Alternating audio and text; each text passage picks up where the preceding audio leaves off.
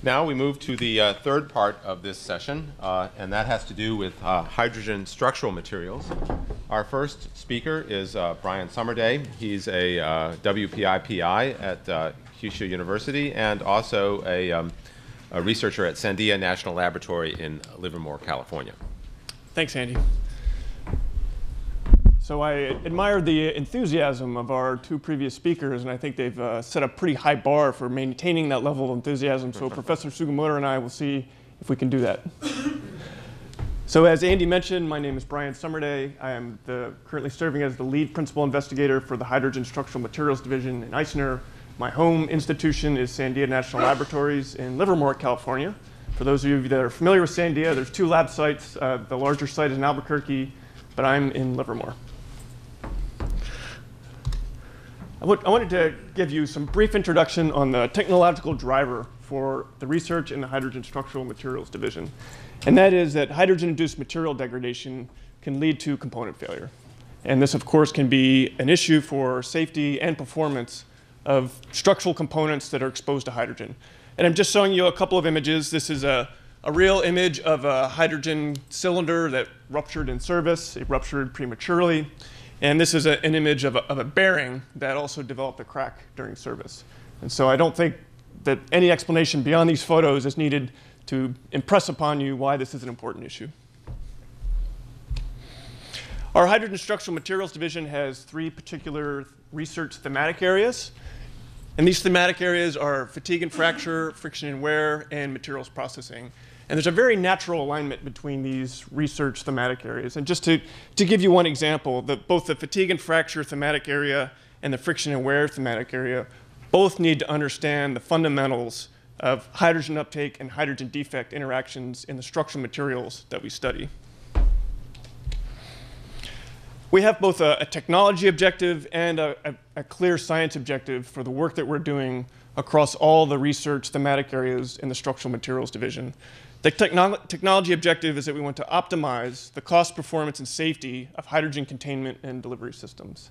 And our science objective is that while we're doing this, we want to advance the fundamental understanding of physical processes like hydrogen uptake, hydrogen defect interactions, and the material degradation that can ultimately lead to failure of these components.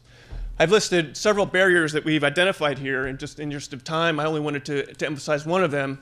And that one of the barriers that we've recognized is the need for predictive models, models that include the physics of hydrogen uptake, hydrogen defect interactions, and material degradation that can help us interpret tests that we conduct in the laboratory and also can help us understand the lifetime of components that are in service. And our technical approach is we want to, first of all, conduct very complex measurements of material properties, of mechanical properties of these structural materials in challenging environments. And both here at I²CNER and at Sandia National Laboratories, we have some of the best laboratories in the world for measuring the mechanical properties of structural materials in high-pressure hydrogen gas. These are not trivial experiments. It involves both challenging design of equipment as well as safety issues. And that's one of the complementary expertise that we have both here at I²CNER University and at Sandia National Labs. And we also want to define the mechanisms of hydrogen material interactions in material degradation using novel experimental and theoretical methods. In addition to these broad approaches that we're taking to address these problems, institutionally, we want to leverage some of the interests among the research groups in our division, and also we want to leverage some of the other capabilities that are in the other divisions in I²CNER. And just as an example, we're starting to tap into some of the theoretical chemistry expertise in the hydrogen production division so we can better understand the interactions between hydrogen and oxygen in the gas environments that the structural materials might be exposed to. And I'll be giving a very specific example of some of the work that we're doing to better understand the coadsorption of hydrogen and oxygen and how that affects the hydrogen embrittlement process. So I wanted to just focus on one particular research story that we've started to work on. And the motivation for this research story is that I think it's important that I²CNER reinvigorate a broader view of the hydrogen environment embrittlement process. And let me explain what I mean by that by referring to this schematic, which was developed by Professor Bob Way and Professor Rick Engloff in the United States. And what they're showing in this schematic is this is a profile of a crack that's under stress. And if I just start from the right, ultimately what is causing this crack to propagate is some hydrogen-metal interaction that is degrading the material and enabling the crack propagation. And most studies of hydrogen embrittlement will only focus on this part of it, trying to measure properties of materials where the emphasis is only trying to understand that material degradation. But the reality is when we have components, like hydrogen containment components, we have to first get hydrogen into the material. And this involves a sequence of processes. And this sequence of processes is not so much different than the sequence of processes that some of the other research divisions in I²CNER also have to consider.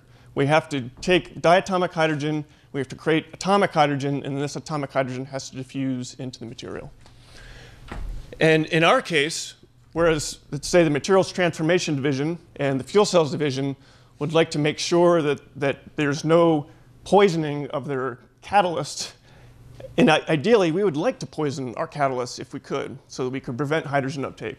And so we have an interest in catalysis as well, but we take a slightly different view on it, and ideally, we'd like to poison it if we could.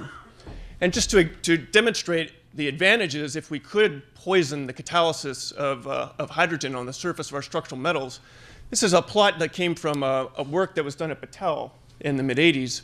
And this is a plot which shows the rate of crack growth under cyclic loading under a constant stress range condition. And this is the percentage of carbon monoxide that was intentionally mixed with hydrogen gas.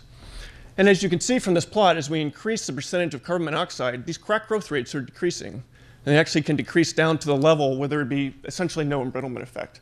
So that one of the concepts here is, can we intentionally use these types of poisons to diminish the effect of hydrogen embrittlement?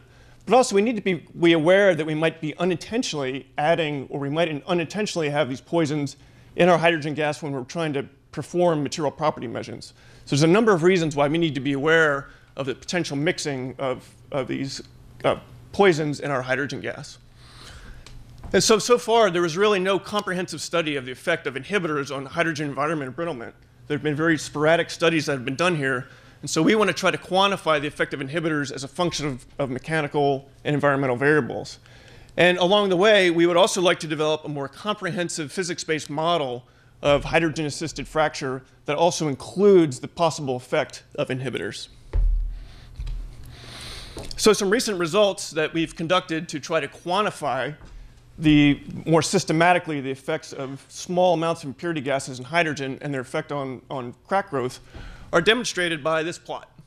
And this is a plot of fatigue crack growth rate. So it's the rate that a crack propagates under cyclic stress. And this is the amount that the crack will grow per unit stress cycle. And this is essentially the stress range that's applied to the material. It's proportional to the stress range. And this blue line would be the trend that we measure in air, which is can be considered an inert environment. The red is high purity hydrogen. And then the green circles are hydrogen with intentionally 10 ppm oxygen mixed into it, 100 ppm and 1,000 ppm. And what these data are showing is that we increase the levels of oxygen, we are delaying the onset of accelerated cracking in hydrogen to higher and higher stress levels. And this would be very advantageous technologically, especially if we could completely suppress the onset of this accelerated cracking. And just to illustrate what happens when these crack growth rates start to accelerate, what this image here is showing is that the hydrogen is actually causing the cracks to grow along the grain boundaries in this steel, which is a commercial steel used for fabricating pipelines. So one of the questions that these data prompt us to ask is, how does the co-absorption of hydrogen and oxygen interact with the mechanical variables to yield these types of trends? And one of the concepts that we're starting to develop is that there may be two mechanical parameters that are important in understanding the onset of these accelerated crack growth rates in hydrogen gas. And I'll be referring again to this schematic from Professor Way and Professor Gangloff. And one of them is that the maximum stress, or the maximum stress intensity factor applied to these crack bodies may be necessary to enable the intergranular fracture. So as I mentioned, once hydrogen is in the material, the cracks can propagate along the grain boundaries. But this might be activated by the maximum stress intensity factor in the load cycle. But there may be an additional parameter which is important, which is the stress intensity factor range. And this might be instrumental for the amount for bearing the surface of the crack. And one of the models that was proposed by Professor Wei is that the rate of subsurface hydrogen production can be proportional to the fractional surface coverage and essentially the rate of new free surface creation at the crack tip. So we're going to be exploring the development of a model which is based on this premise that perhaps the crack growth rates, especially in the presence of poisons, may be dictated by both the Kmax and the delta K. And I also just wanted to emphasize that we are starting to explore collaborations with other divisions in I²CNER. And one of them that we've started to initiate is with Professor Stakehoff in the hydrogen production division. And Professor Stakehoff's expertise is theoretical chemistry. And we've got him to start looking at the details of the physics of co-absorption of hydrogen and impurity species such as oxygen.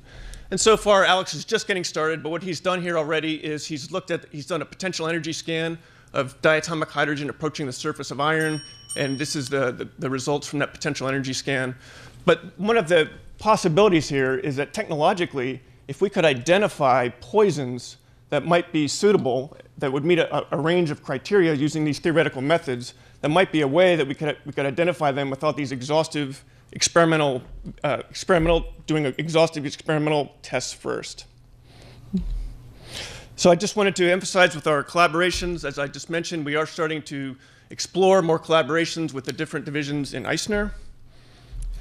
And for the proposed future work, let me just emphasize this first point, which is all the results that I just showed you were on a commercial steel, but we're going to start to look at similar types of testing on pure iron. And based on some results in literature, we're quite confident that we can see some of these same trends on pure iron, which would be a better model material, which we think we could then use to help develop our predictive models. And just in summary, as I've already mentioned, the effects of inhibitors on this hydrogen environment development process really need to be quantified as a function of both mechanical and environmental variables. And just to illustrate one of the ways that we may be inadvertently have effects of inhibitors on some of the properties that we've measured in the past is this plot I've taken from an old paper by Stewart from 1977. And here he's measuring fatigue crack growth rates as a function of test frequency, of load cycle frequency. And this part of the curve we would expect, where the fatigue crack growth rates increase as the frequency decreases. And this is supposed to be nominally high purity hydrogen gas. And then at these low frequencies, the crack growth rates start to decrease. And this is rather puzzling. One possibility is that there were higher levels of impurities in this gas than were intended. This is what's causing the crack growth rates to decrease. And so I'm just going to stop here. Thank you.